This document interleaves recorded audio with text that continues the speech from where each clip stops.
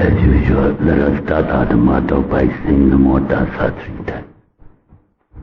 Namo Tassa Bhagavato Arahato Samma Sambuddhassa.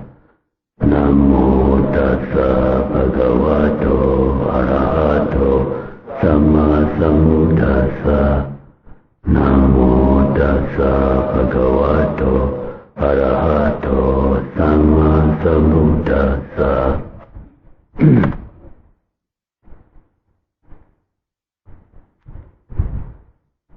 The title of today's Dhamma talk is Appamada Dhamma, easy access to Nibbana. I would like to expound this Dhamma under two headings.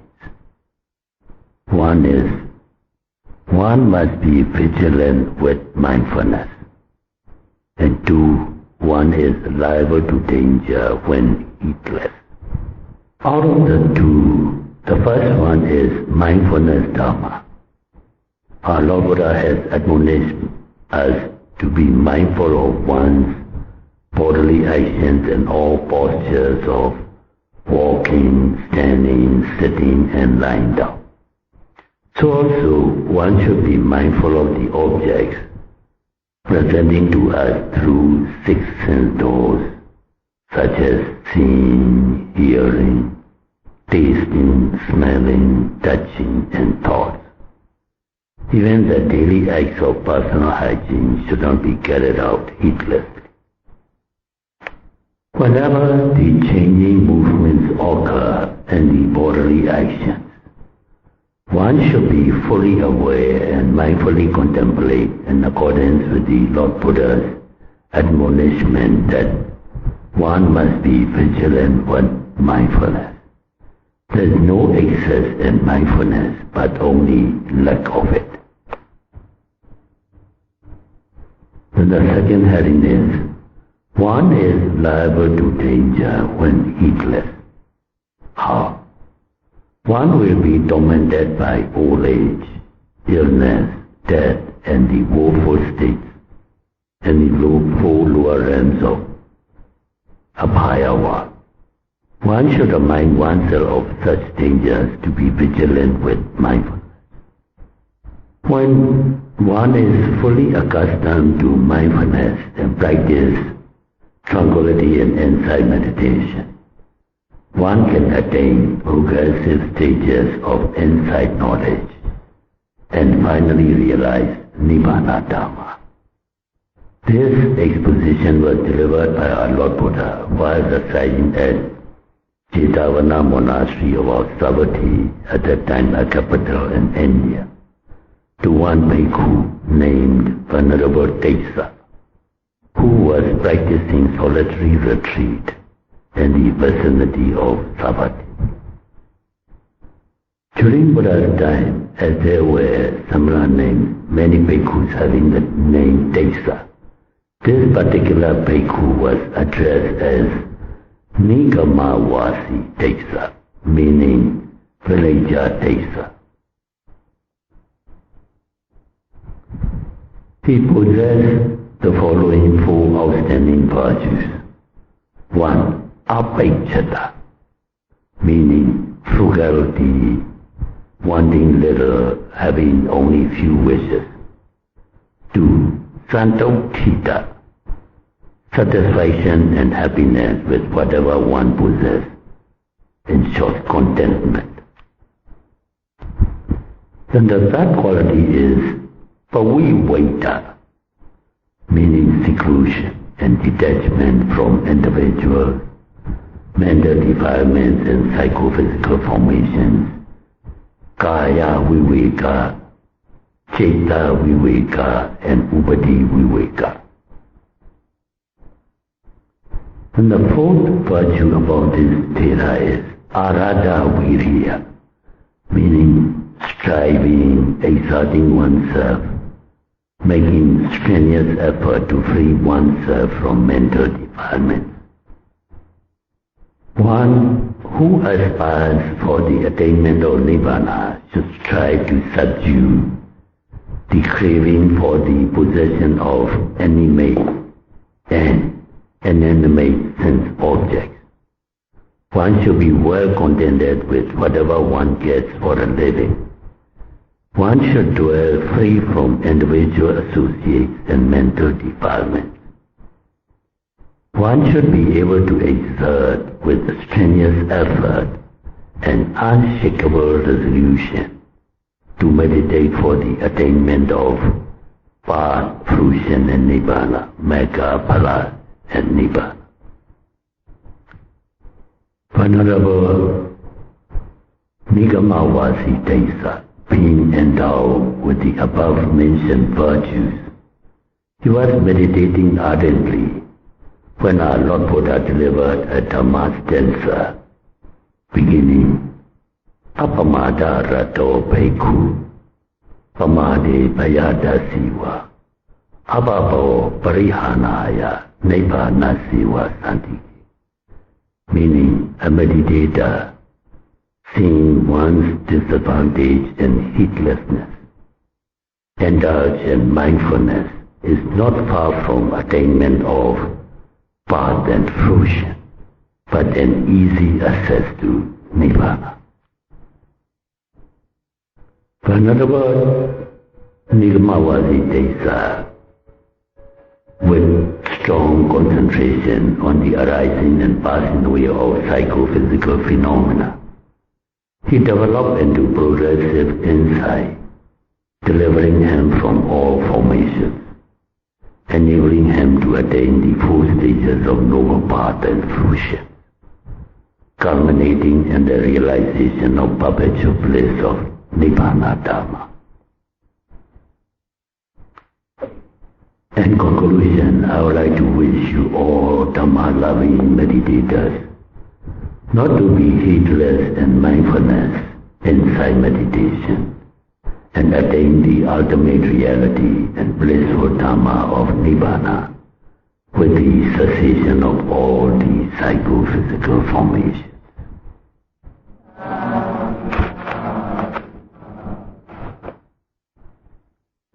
Now, if you all have questions, you may ask.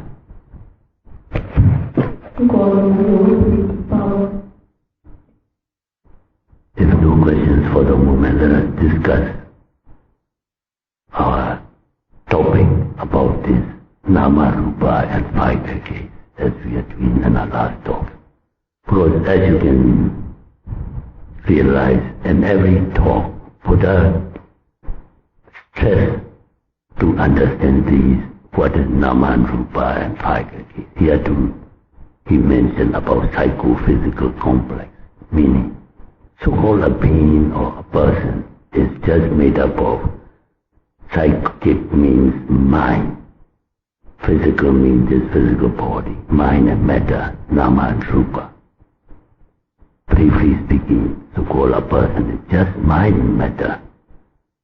And if only you want to aggregate, we want to elaborate mental part, Nama, Buddha classify into outstanding four factors, and it becomes five aggregates.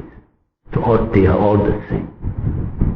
So because we attach to these five aggregates or the psychophysical complex, what we call Nama and Rupa, as I, this is mine and my atta or my ego. And this is the one we are to meditate and take up as object and meditate. So we must have thorough understanding from every aspect. That is how Buddha do.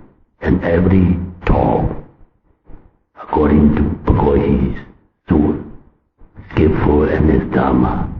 And as I often said, he has a psychic power to survey its audiences, the inherent tendencies. If in the audience, if tendency is he has to speak as a person, Nama and Rupa, then he said just mention Nama and Rupa. And then his audience, if someone needs to elaborate his Nama and Rupa into five aggregates, he just mentioned five aggregates. But every topic on meditation will be concerned with this either Nama, Rupa or five aggregates.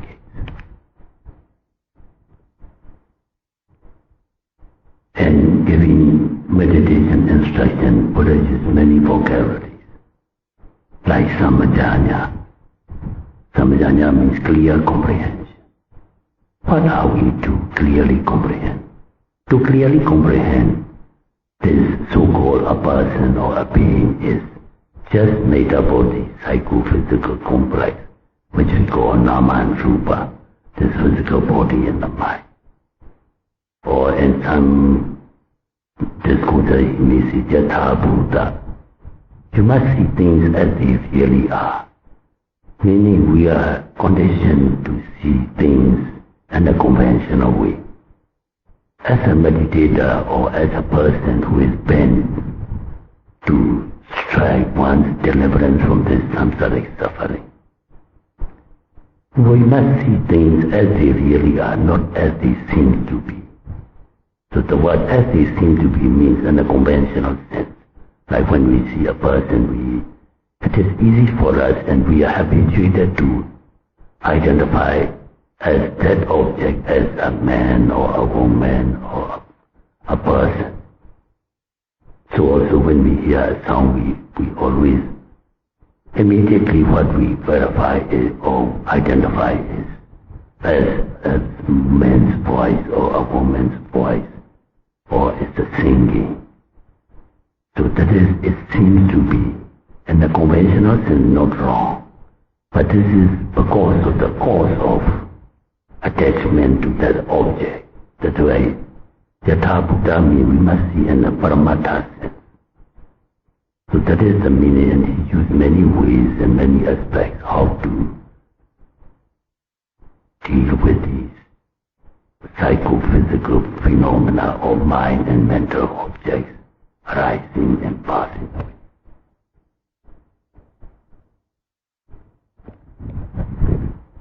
Then at the very first discourse, standing on the wheel or Dhamma Cakkappavattana Sutta, Noble Eightfold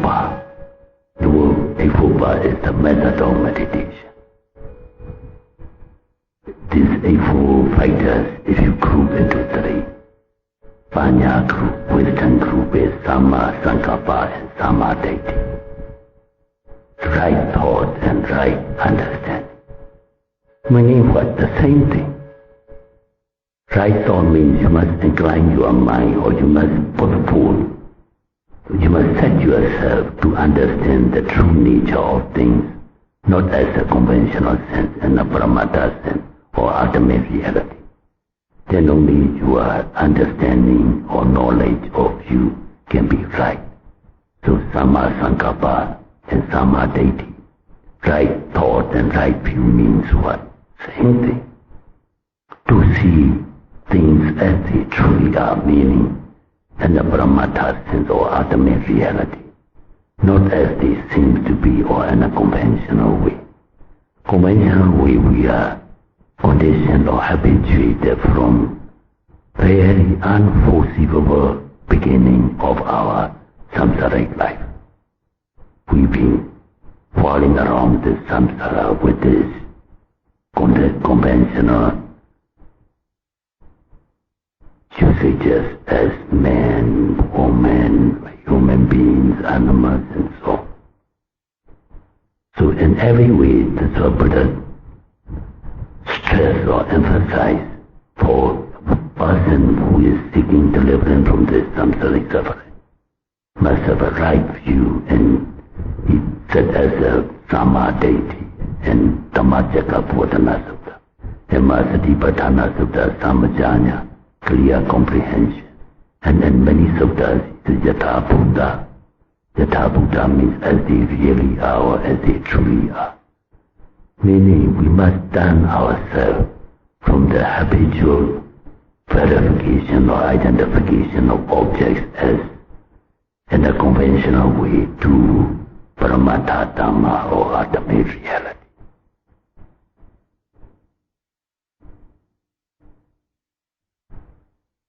So when you practice meditation, the first insight, knowledge you must gain is Nama Rupa Pariccheda Jnana, meaning the discerning knowledge or understanding the difference between mind and matter. Because we, especially we human beings, because we are studying about ourselves, we are made up of mind and matter. Psychophysical complex means this physical body, and basing on that, that is mental energy. So the first distinguishing knowledge intellectually must be impressed in your mental system is this Nama-Rupa Paricchitanyana, the distinguishing knowledge between mind and matter. Not just superficial understanding of the theory or the fact. Whenever we see life, without any effort, we identify in a conventional way whenever we come into experience with the senses. So also, we must change our habit if one is bent on deliverance from this samsaric suffering, on the psychophysical complex or nama and rupa.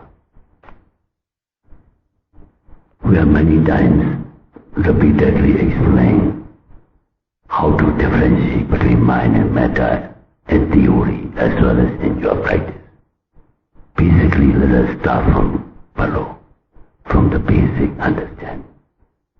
Mind is not matter, matter is not mind, it's easy. If somebody asks you what is mind, it is not matter, never no matter. What is matter, never mind. So easy to remember. Mind is not matter, matter is not mind. What does not know is matter. What knows is mind, in simple language. Meaning the mind, it can experience the object. That's how we deal or how we interpret, how we experience our environment and interpret our experience of sense with the sense. That is the meaning of life. So mind is a kind of energy like electrical energy or magnetic energy. It has got no substance, no matter in it. So we can only, by experience, we can identify this mind. Whereas rupa we can see or we can experience with our senses. So rupa, because it is made up of gross elements, so it's easy to identify. That's why when Buddha gave meditation object, he gave to start with material object first. And so also, according to his instruction, we give you all to see either rising, falling or sitting, touching. Because it is gross, you can easily see or feel or identify as an object. Some of you might have read in the Dhamma books or heard in the Dhamma talks the simile of a blind and a cripple about his Nama and Rupa. A blind person and a cripple, each individually, they are very difficult to lead, to exist, to lead their life alone. So the two consulted each other and agreed to compromise each other by cooperating. So as they have got to go for begging for food, so the blind person keep the crippled person on his shoulders and they walk about. So the crippled person, because he has eye, he can see everything as the true nature of things. And he directs the blind to walk this way to the place of charity or generosity, and they live a comfortable life. So also our body is like a blind person. This body knows nothing. But they give us support for like a cripple who has got good eyes, is like a nama.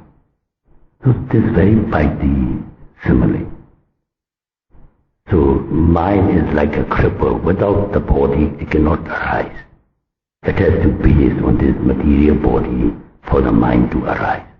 So like a crippled person, alone it cannot move about anywhere without the body's support. So also the body, since it has got no sense of appreciation, experiencing object, It cannot exist alone. And Patana Buddha said, Rupino Dhamma Arupinam Dhammana Sahajada Pachina Pachyo. They have that peaceful or for mutual benefit, they coexisted together, one supporting the other. So the mind supporting the body, body supporting the mind. Like this simile of cripple and a blind.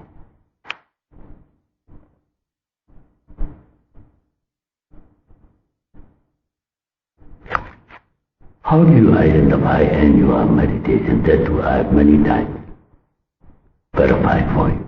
Like when you are noting rising, falling. Rising, falling is rupa, it is an element of motion. Vaya dhatu, one element. One element is a material phenomenon. And the mind that is noting is nama. Just now with this cripple and blind example. Abdomen, though it is moving up and down, it does not know that it is moving. Because it cannot know. It is just a material phenomenon, no cognitive faculty and this rupa. And the mind that is noting as rising and falling is knowing. So also now when you are doing walking meditation, the mind, the body that is walking is like a robot, or in our younger days there are puppet dolls, or the operator pulling the string and the doll has to dance. But it does not know anything, it's just a doll, lifeless thing. So for this body is actually lifeless. Lifeless means it has got no power of cognition or experiencing sense organ. What is experiencing and understanding the object is the mind. So, but it all, taking the steps or the moving of the body is rupa, and the mind that is noting as either right step, left step, or lifting, putting down, lifting, moving, putting down, is rupa. Just rupa and nama, there is no person, no I involved in it. Just rupa and nama. So in intensive meditation we must stick to this ultimate reality. That is what is meant by Buddha, Samajanya, Yatha Buddha, or Samadhi. Because for Panyati or conventional sense, no one needs education. We are automatically, we can identify. We identify that way also.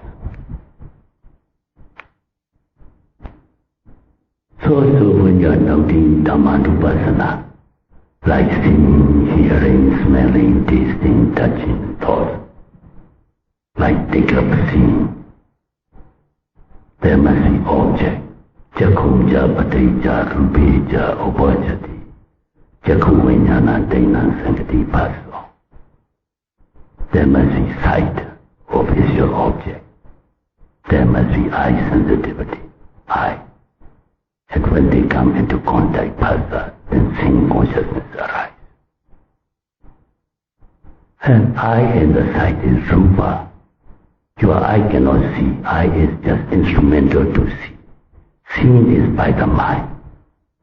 Just think seriously and just take practical inspection.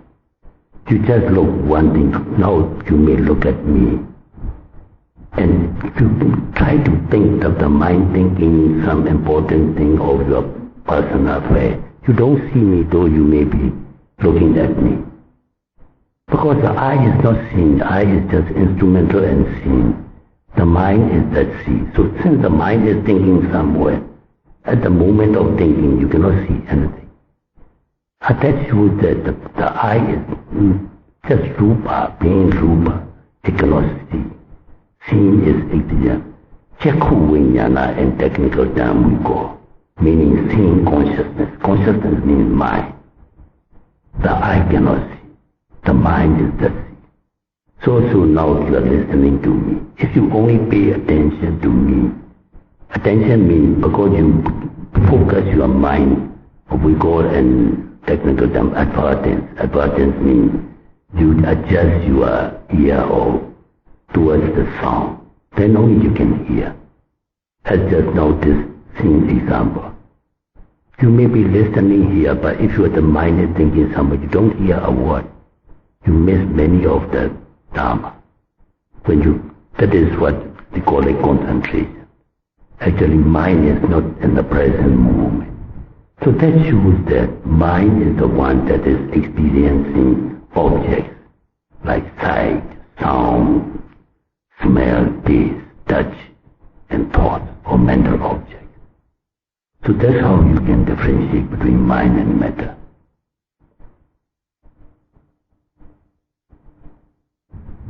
Then how do we identify this Rupa and Nama? First, let us identify Rupa. That I have many times explained to you. As you all are familiar, unit matter is composed of Mahabuddha, 4 great elements, of earth element, water element, fire element, and wind element. Earth element is solidity. So when you are meditating, when you feel or sense sensations or feeling of hardness, softness, roughness, smoothness, is the manifestation of Patavi Dhatu or earth element, because it is the characteristic of earth element. And while noting, you feel sometimes hot, sometimes cool, sometimes warm, and that is heat element.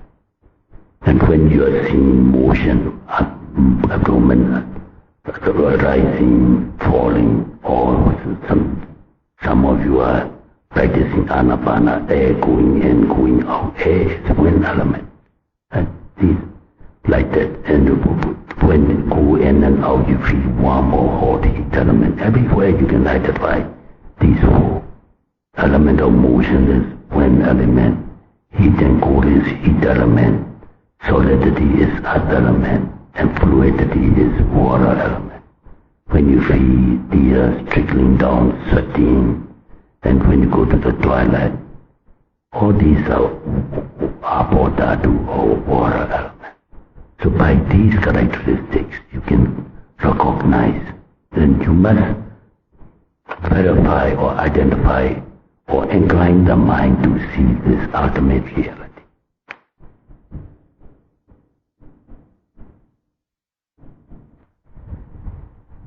Basically, a matter is composed of these 4 elements.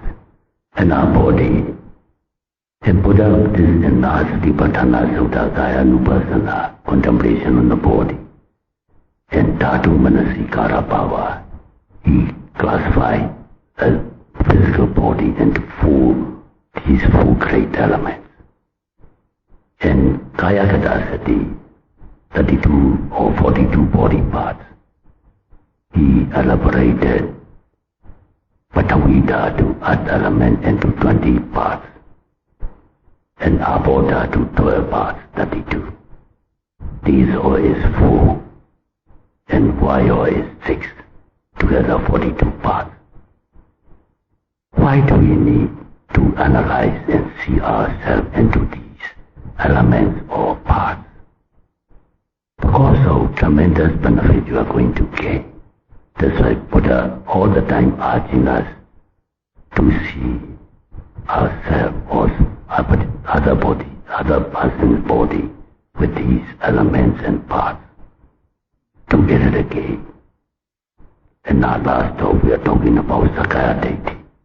To expel Sakaya Deity is a life and death problem.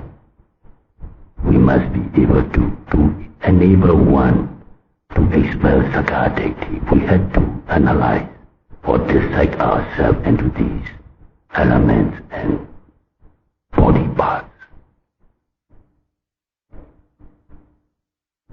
How can we benefit by this Dhatu Manasikara or analysis of elements of body parts? Buddha gives a simile. A butcher or his assistant, when he is pulling a cow towards the slaughterhouse to be killed, on the way in somebody asks him, "What are you pulling?" He says, "I'm pulling a cow." He's pulling a cow. He answers, "I'm pulling a cow." Then he go to the slaughterhouse, he killed the animal and dissected into various parts, put into bundles like meat, bone, viscera. Then he brought back to the market or at a four-road junction, put on the table to sell. And if somebody go and ask, what are you selling? He won't say, I'm selling a cow. He say, I'm selling meat. Because he lost the concept of cow by dissecting into various parts. Now no more cow. So to expel Sakadati, as I have explained in our last talk, we take this Nama and Rupa or an elaborate vehicle cases. I am somebody, I am a person, I am a man, so on. And so by deciding into elements, so-called a person is just 4 elements or in detail 32 or 42 parts of the body. And he lost this identity of a person or a self, like that butcher. Before he carry, anybody asks, he answers, I'm holding a cow. And after dissecting and put into various bundles, if you go and ask, what are you selling? He say, I'm selling meat, not cow. He won't answer because he has lost the concept of the cow by dissecting into various parts. That's why Buddha always admonished, Kahagata Sati is very beneficial, or this particular Manasikara Bhava or whatever the title is, meaning we see and identify in our meditation these 4 great elements that we are composed of, and we attach so much to this body. We cherish, we nurture this body that we grasp or we cling to as I or mine. So that is why Buddha said it is a tremendous benefit to do these identifications, not just for fun.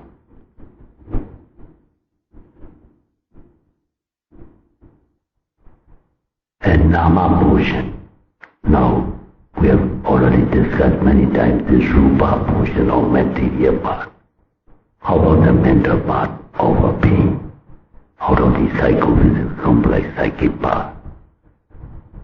Psychic part, Buddha elaborated for further understanding into 4 elements. Vedana. Vedana means sensation or feelings. That's why we human beings are called sentient beings. Sentient being means we can experience sensations. So that's why when you sit for some time, you feel sensations and feelings arising like aches, pains, tingling, numbness. Please don't take it as a problem. It is our nature to experience sensations. You welcome it, and to understand it, you observe it, not with hatred or aversion. To know its character, we take up as meditation object and know that is Vedana. The first clear, because it is clear, Buddha isolated out. Actually, Vedana and Abhidhamma is Cetasika, mental factor. And Abhidhamma, Buddha elaborated, if you have a study Abhidhamma, 89 Cetas or 121 Cetas and 52 Cetasika mental fighters. Anyway, in our practical meditation, we need to know 1 Ceta and these 3 Cetasikas. These Cetasikas, the first one is Vedana, feeling or sensation. And the second one element is Sanya. Pali word Sanya is translated as perception. So Vedana is experiencing feeling and sensations, and Sanya is, here Sanya, some of you are confused, nothing to confuse. Sanya's function is to, easy word, to register any information presented to it and for future reference or memory, like most of you are familiar with computer working system. Feeding data to the computer for future, you call it, I think, technically they call it loading down for reference. So this is the Sanya work like When we were infancy, when we started learning our environment, our family, teach, oh, this is your daddy, this is your mommy, this is your brother, and we started learning and memorizing it. And next time, when we see our mother, we are very happy, jovially. The small baby is laughing or smiling. And these are all sanya words. Sanya recognize. First, it registers characteristic to remember. Now to the moment you see like us, you know it is a monk. By this is a sanya word. The first time you see me, you knowingly or unknowingly, your mind is, this sanya has already registered my characteristics. And recently, if you see me again, you can at once identify, oh, this is Sunanda. That is sanya work. So the second mental factor is sanya, or in English we translate as perception, perceiving it. And the third one is sankhara. Sankhara is active part of the mind that initiates both mental and physical phenomena or objects. In simple terms, we just call it a volition or intention. Like now, why you are paying attention to me? Because in your mind you intend to understand or to listen to me. That effort you are making is this sankhara. So this too is a mental factor. So the last mental factor, actually it is the mind, is vijnana. Vijnana means consciousness, the mind. As you all know, you all are familiar about Appamada Dhamma. There are four Appamada Dhamma. Rupa, this physical body, material body is Rupa. This one Appamada Dhamma. Then Citta is mind. Cetasika is mental factor or mental concomitance that arise together with the mind. Like here, Vedana, Sanya, Sankhara it is in Abhidhamma, it is Cetasika, mental factor. And final overall consciousness, knowing is the mind by mind. And we call Vijnana or Citta, the mind. So these who are collectively, they constitute Nama portion of the basic one, Rupa and Nama. The first thing we must understand the being is Rupa and Nama, mind and the matter.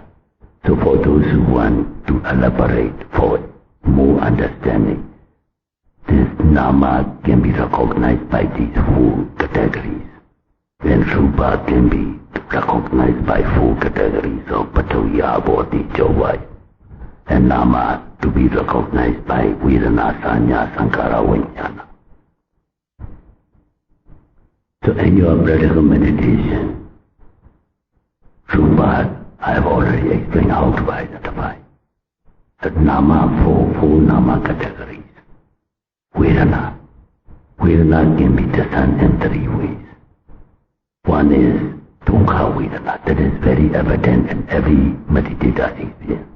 Dukkha means unpleasant sensation like aches, pains, tingling, numbness, stiffness and everything. Unpleasant feeling is easy to recognize because it is strong and very attracting to the mind.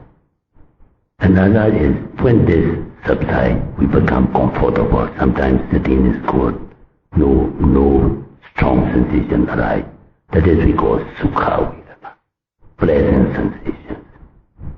Pleasant sensation is comparatively difficult to identify compared to Dukkha Vedana or unpleasant sensation.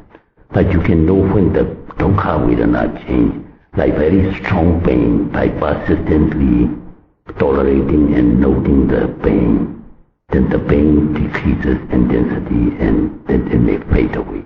Then you become comfortable. That is Sukha Vedana or pleasant sensation. And more difficult to identify is Adokama Sukha Vedana. And many books translate that as neutral feeling, or this is actually not very correct. It should be translated as neither pleasant nor unpleasant sensation. because it is so comfortable and so subtle, it is difficult to identify. Mostly meditators encounter this dukkha within our unpleasant sensation. That's easy to identify.